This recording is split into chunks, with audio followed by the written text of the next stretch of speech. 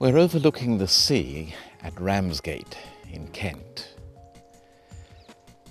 and a small ship crossed over from France to land on the beach down there, and a party of travel-worn and extremely nervous monks stepped ashore. The year was 596, and the leader of the group of monks was a man called Augustine, who had been sent here to convert the English. Not that he wanted to come. Very far from it, in fact. To come to the end of the world? No, not for him. But he had been sent by the Pope, because many years previously the Pope had been walking through the slave market in Rome and had seen a group of fair-haired, fair-skinned children offered for sale. He asked who they were, and he was told that they were Angles. Looking at them again, he made the famous reply, "Non angeli sunt sed angeli," not angles, but angels. The encounter had so impressed the young monk that when, many years later, he became a pope, he determined to send out a mission to England, Angleland, to convert these pagans. And the man he chose for the task was a fellow monk called Augustine. And as I said, Augustine did not want to go. He tried every excuse he could think of to avoid the duty laid upon him by the Pope. But eventually he had to set out with a party of monks to keep him company. They made it as far as France, Gaul, and stopped while Augustine sent back a letter saying, did the Pope really want him to go? And he got back in reply a brusque note to the effect of, get on with it. So he got on board a boat, sailed across the channel, and stepped ashore here in what was not quite Ultima Thule, but was certainly far more Ultima than he could ever have wished. And with great fear and trepidation, he made his way to the little village that was the harbour, and sent word ahead to the English King Ethelbert that he had come and asking permission to preach in his land. The curious thing is that Ethelbert knew about Christianity. He had in fact married a Gaulish princess, Bertha, who was a Christian, and she had been honoured him, as wives have the habit of doing, for years to become a Christian too.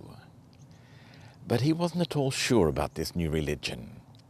And so, instead of replying to Augustine's message, he sent out post-haste and came here with his court to meet Augustine near this spot.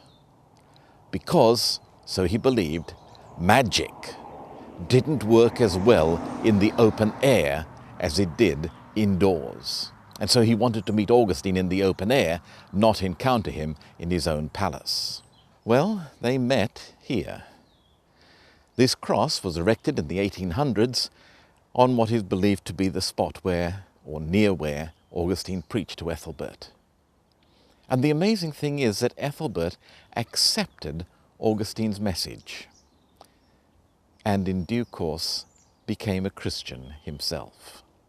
Got rid of his idols, in fact handed over his idol chapel to St Augustine as his own church. And it's known today as St Pancras Church in the middle of Canterbury. But the question we must ask is, why? Why did Ethelbert give up his religion and accept this new religion of Christianity?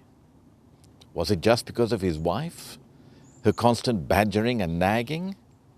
Well, I suppose that had something to do with it, but more likely is his wife's influence, as he saw her goodness and kindness, as he saw the sort of person she was. That attracted him towards religion. It's no wonder that St. Peter, in his letter, tells Christian women, if you want to attract your husbands, don't worry about gold or plaited hair or makeup or anything like that. What will attract them is a meek and quiet spirit, which is a jewel worth any price. But all that would have been nothing were it not for the Christian message itself.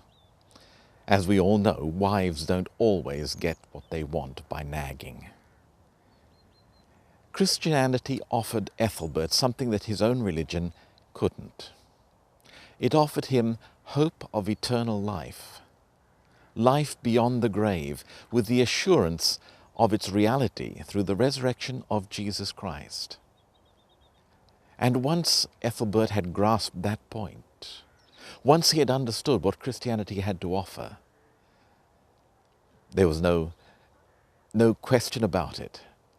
Christianity was the better religion, founded upon more sure certainties, offering much greater hope. Ethelbert chose Christianity, and as a result, England became Christian.